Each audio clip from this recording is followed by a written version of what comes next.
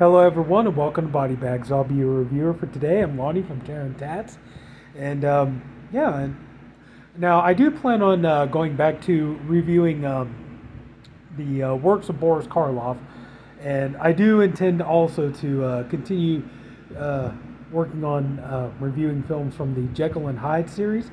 But I don't know why. I kind of wanted to try a little something different, and this is a movie that I've been kind of nostalgic for here lately, and it has definitely become like one of my favorite movies to watch around Halloween time, and that is from 1966, and we're talking about Dracula, Prince of Darkness, or the Hammer Collectors series with Christopher Lee coming back as Dracula. This was 1966, and you know one of the things I remember was back in my younger days, is remember back when Anchor Bay was doing those really really nice, beautiful, like clamshell VHS case, collector's editions. They did like Evil Dead 2, stuff like that.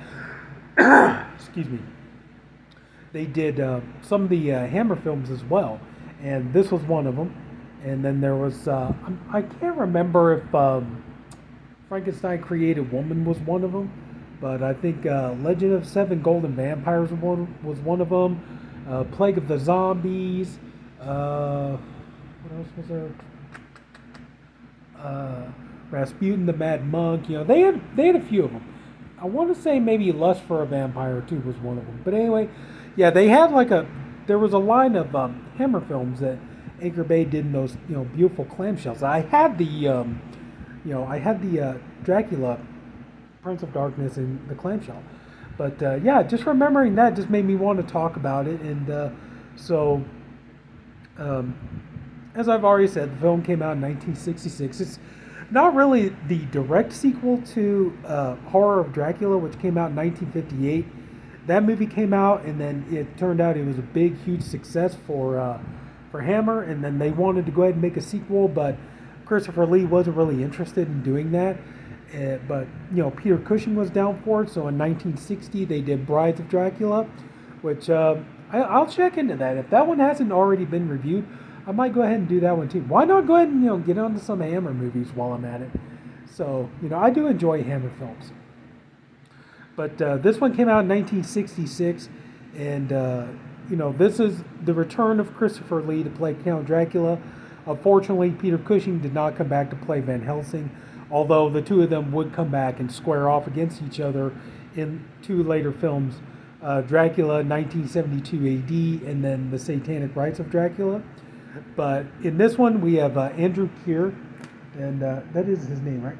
Yeah, Andrew Keir is playing Father Shandor, who we're introduced to at the very beginning of the movie.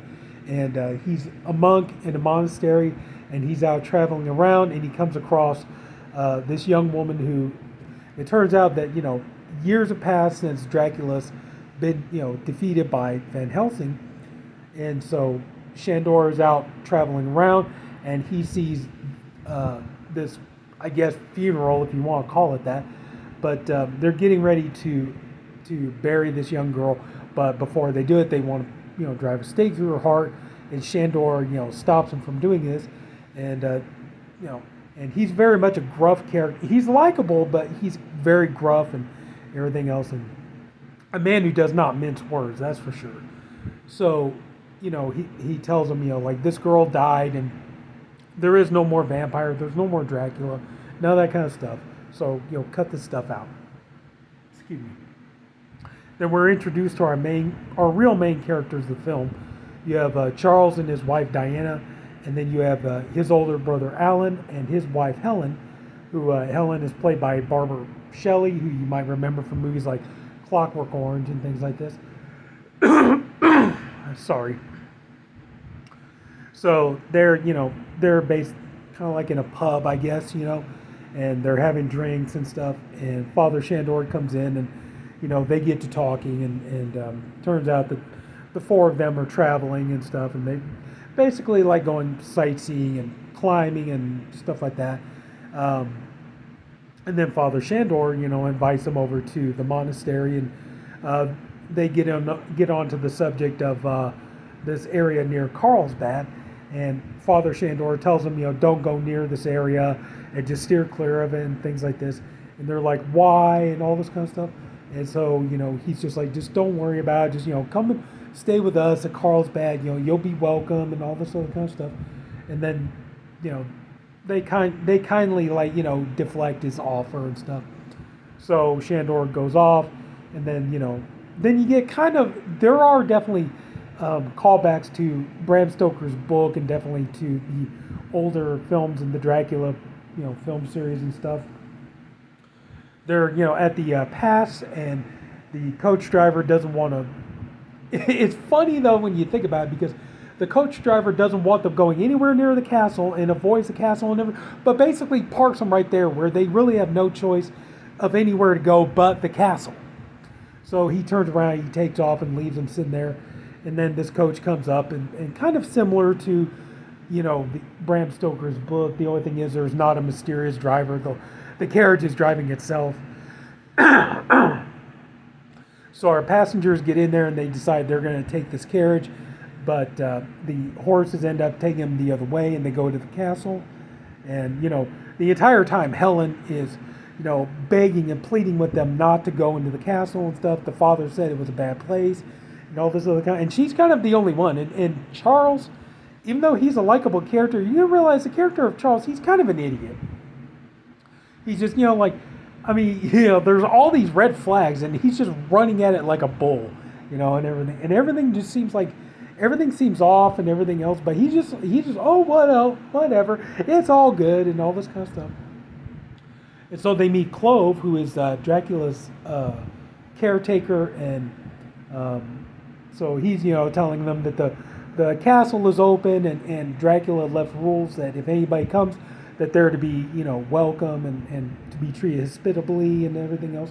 And so they're served dinner, and they go to bed that night, and then unfortunately, Alan, Charles's brother, meets a bad end, and then Clove uses Alan's body and cuts his throat to, sorry, I'm trying not to give away too much, but he ends up cutting his throat and using his blood to reincarnate Dracula, bringing back Christopher Lee.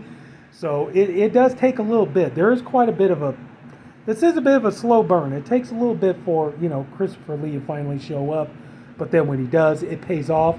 The one big thing, though, that is of note is that from my understanding, Christopher Lee did not want, he had lines of dialogue in the movie, but he did not want the lines of dialogue. And I don't remember exactly what the reason was. I think he wanted Dracula to be silent. He's going to be like more mysterious or something like that, and just kind of play up the whole evil aspect of it. But then he does come along, and he's about ready to go after the others, and one by one, our poor and weary travelers are having to fight him off, and then too the people that he turns into vampires, and then Father Shandor comes into it, and he basically becomes like the Van Helsing of this film. And Andrew Keir does a good job, and he's very watchable, and does gives a good performance. But you got to admit, Peter Cushing is really a tough act to follow. But I'm sorry, my throat's just really dry. I'm sorry about that. But I think that's probably about where I'll leave it. And they're basically having to fight off Dracula. And can they fight him off before he takes them all out? The movie is really good. It is a slow burn. It takes a while to get going. Now, this movie's not going to be for everybody. I definitely enjoy it, and I enjoy a lot of the Hammer films. But like I said, this movie, it's not going to be everybody's cup of tea. The one thing I think is funny, it says here on the back, it says, released in 1966, this is Christopher Lee's second outing as Dracula, with Hammer pushing the cinematic boundaries of graphic gore and terror. Now, the thing is like, I just find that funny. Like, when you watch the blood and stuff in this movie, it looks more like red paint or red nail polish, for one thing. But it is kind of funny that, when you think about that, it's like back in the 50s and 60s, you had Hammer, a British UK company, and they were trying really hard to really push the levels of blood and gore in films and stuff like that. And that was one of the things that, really like shot, like Curse of Frankenstein to superstardom and everything was that, like holy cow, it's like this movie's so bloody and violent and stuff like that. And then it carried over into the Dracula films as well. But then, gets around, the 80s and stuff. All of a sudden, now we get into the whole, UK with the video nasties and stuff. And, the British, the UK, they're of all people are sitting here wanting to censor and ban and condemn movies and stuff like that when they one of their own film companies for decades was trying as much as they can to push the levels of blood and violence and nudity in films and stuff like that. Then all of a sudden to have them take a turn, and it's funny when you think about it. But overall, yeah, this is a very good film, and Christopher Lee gives a great performance, even if he doesn't say anything. He did get back to where he had speaking lines in later Frankenstein films, just not this one. But he does give an amazing performance, and when he's there, of course, he commands the screen. And there are, like I said, there are certain elements from Bram Stoker's book that do make it into this film. Like, for instance, the part where he cuts his chest and the blood comes out, and he makes the girl drink from the wound on his chest. That came from Bram Stoker's book and things like this. But the cast does a pretty admirable job. Just like I said, just a couple of the characters, like the two main characters, Charles and Diane, they are kind of clueless. But I mean, they're likable, but they're not the sharpest knives in the drawer. But yeah, so I think that's pretty much about it. And like I said, Father Shandor, while he's not Van Helsing, he is a good foe for Dracula. So yeah, I would definitely say if you get a chance, if you haven't already, go ahead and check out Dracula, Prince of Darkness. It is a good film, and it's very much worth a watch. And just like I said, just be ready when you get ready to see all the blood and gore and everything else. You're going to be kind of let down because, like I said, the blood looks a lot more like red nail polish or red paint. But anyway, so that's going to do it. So if any of you took the time to watch this video, I thank you for doing it, and I appreciate you for doing it. I really do hope you enjoyed this video. If you please, would you leave it a like? If you haven't already, go and subscribe to the BodyBags channel. We have a different reviewer, one for every day of the week. I am the Saturday reviewer, and I say it all the time, but it's only because it's true. I work with a bunch of great guys, and everybody's doing wonderful stuff, and I'm honored to be in their company. I'm proud to be part of this team. So, and that's it, everybody. So take care, have a good night, and I'll see you later. Bye.